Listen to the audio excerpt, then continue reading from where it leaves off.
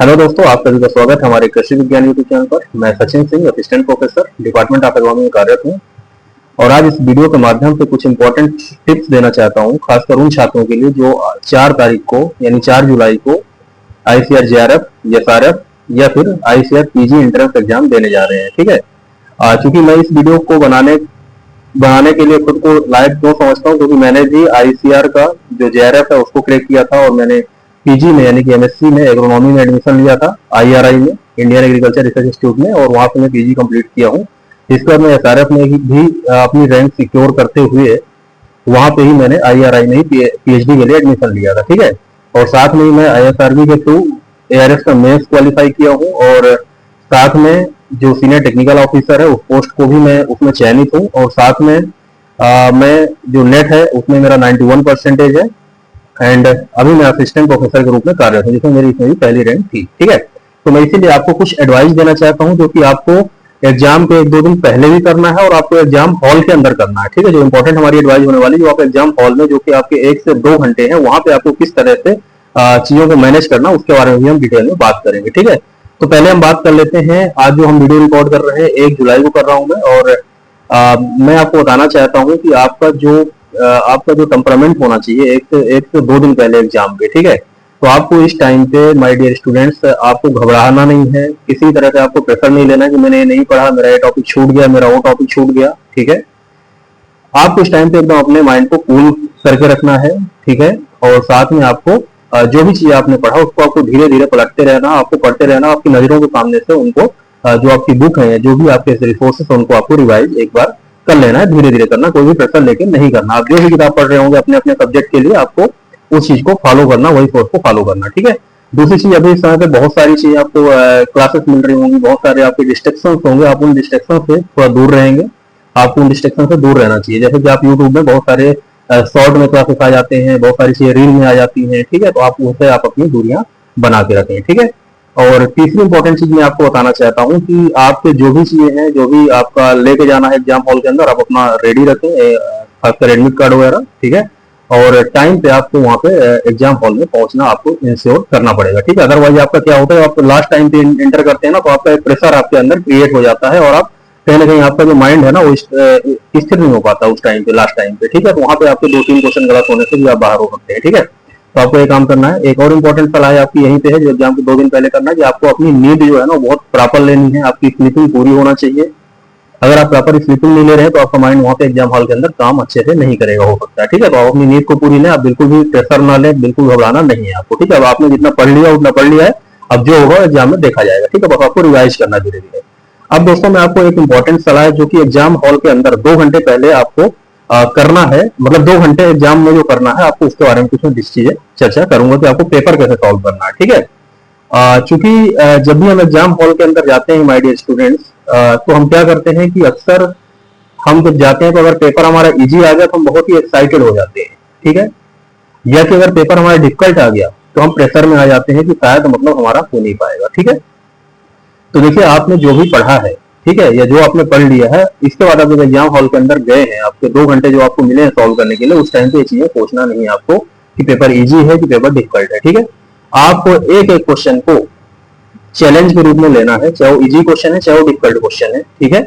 आपको, आपके लिए हर क्वेश्चन एक इक्वल वेटेज रखता है, आपका मार्क जो होता है हर क्वेश्चन का इक्वल होता है। तो आपके लिए हर क्वेश्चन उतना ही महत्वपूर्ण है जितना एक इजी वाला महत्वपूर्ण है, जितना एक कठिन वाला महत्वपूर्ण है। ठीक है। तो पहली बात तो आपको वहां पे चीज नहीं सोचना कि पेपर डिफिकल्ट आ गया कि इजी आ गया। ठीक है। क्योंकि एक चीज हम बता देना चाहते हैं, अगर पेपर डिफिकल्ट आएगा तो कट ऑफ ओबीसी की बात है बहुत कम चला जाता है। ठीक है। हमारे टाइम पे पेपर एसआरएफ का बहुत डिफिकल्ट आया था तो कट ऑफ क्या हुआ था, नीचे चला गया था। ठीक है। और जेआरएफ का पेपर हमारे टाइम पे थोड़ा इजी आया था, पेपर हाई, उसका जो कट ऑफ होता है वो हाई चला जाता है। ठीक है।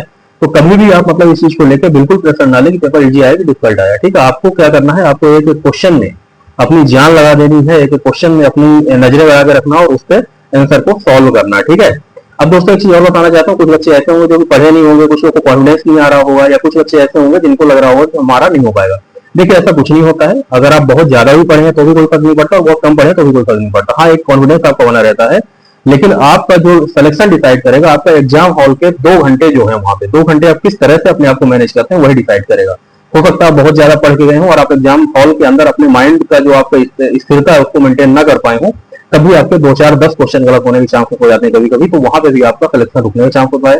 हो सकता है एक बच्चा जो कम पढ़ गया हो लेकिन अपने माइंड को फोकस करके रखा हुआ है, एक क्वेश्चन को अच्छे से देख रहा है, अच्छे से पढ़ रहा है, तो आपका क्वेश्चन वहां पे सही होने के चांसेस हो जाते हैं। ठीक है, क्योंकि आपने बीएससी एजी तो किया है और बीएससी एजी के कोर्स भी वहां पे आने वाले हैं। ठीक है, अब एक बात और बताना चाहता हूँ, आपको क्वेश्चन कैसे सॉल्व करना, पर्टिकुलर क्वेश्चन को आपको कैसे सॉल्व करना, इसके बारे में बात करते हैं। ठीक है, तो जब भी आप पर्टिकुलर क्वेश्चन को सॉल्व करेंगे, उस क्वेश्चन को पढ़ेंगे जब, ठीक है, तो क्वेश्चन को पहली बात तो ध्यान से पढ़ना है, एक लाइन उसके और उसके कीवर्ड्स को आपको कैच करने की कोशिश करना है। फॉर एग्जांपल अगर मान लीजिए कि कोई हम क्वेश्चन ले लें, तो मतलब कि which one is the nitrification inhibitors, ठीक है, तो नाइट्रिफिकेशन इनहिबिटर की बात कर रहा है, तो आपको ध्यान से रखना है कि वो नाइट्रिफिकेशन इनहिबिटर की ही बात कर रहा है।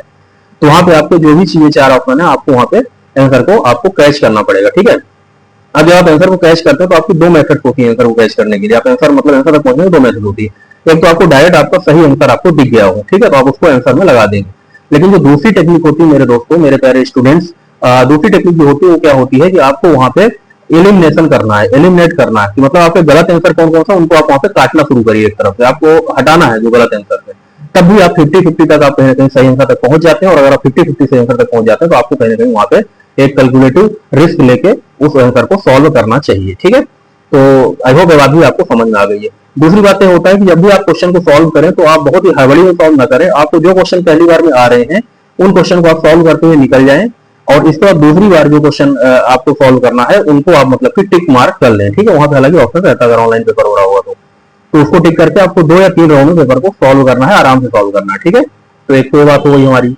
अब एक और इंपॉर्टेंट चीज है कि आपका जो टाइमिंग दिया हुआ है ना, टाइम, तो टाइम आपका जो है वो टाइम को और आपके क्वेश्चन पैटर्न को लगाने का एक मतलब कि रिदम मेंटेन रखना है। फॉर एग्जांपल अगर हम बात करें, मान लीजिए कोई एक डिफिकल्ट सा न्यूमेरिकल आ गया बीच में, ठीक है, और वो न्यूमेरिकल आपको लगता है कि हो जाएगा मेरे से, लेकिन फिर भी आपको ऐसा लग रहा है कि मतलब कि टाइम ज्यादा ले रहा है, तो आप उसको स्किप करके वहां पे मतलब कि वहां पे मार्क कर दें कि बाद में उसको रिव्यू करेंगे, और इसके बाद आप सीधा आगे बढ़ के बाकी क्वेश्चन सॉल्व कर दें, और इसके बाद आप उस न्यूमेरिकल को आके सॉल्व करें। ठीक है, एक्चुअली प्रॉब्लम क्या होती है इस टाइम पे दोस्तों, जब आप उस न्यूमेरिकल को सॉल्व करते हैं ना, तो आप उसके आंसर तक जरूर पहुंच जाएंगे थोड़ी देर बाद, लेकिन आपका जो आगे के आपके 20-25 क्वेश्चन छूटे हुए हैं ना, और टाइम कम बचा है, तो आप इतना प्रेशर में आ जाएंगे कि वहां पे इजी से इजी क्वेश्चन आपके गलत होना, 1 2 3 क्वेश्चन गलत हो जाएंगे। ठीक है, तो आप इस टेक्निक का यूज करके मैं बता रहा हूँ कि आप मतलब लास्ट के लिए उसको छोड़ दें अगर आपको लगता है टाइम लग रहा है इसमें, और उसके बाद आप पूरा पेपर सॉल्व करके दूसरे राउंड में या तीसरे राउंड में वो क्वेश्चन को डील करें, और आप अवश्य आप मतलब टाइम को प्रॉपर मैनेज कर लेंगे वहां पे। ठीक है, तो ये बातें हो गई हमारी।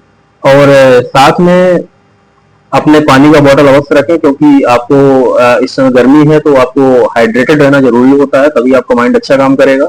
ठीक है, प्रॉपर डाइट लें अभी इस समय पे 1 2 दिन जो भी है आपका टाइम, और अपने माइंड को एक्चुअली फोकस बना दें। अपने दोस्तों के साथ भी टाइम दें, आप अपने दोस्तों को के साथ कुछ चीजें वो डिस्कस करें इस टाइम पे, थोड़ा कूल रहने का प्रयास करें।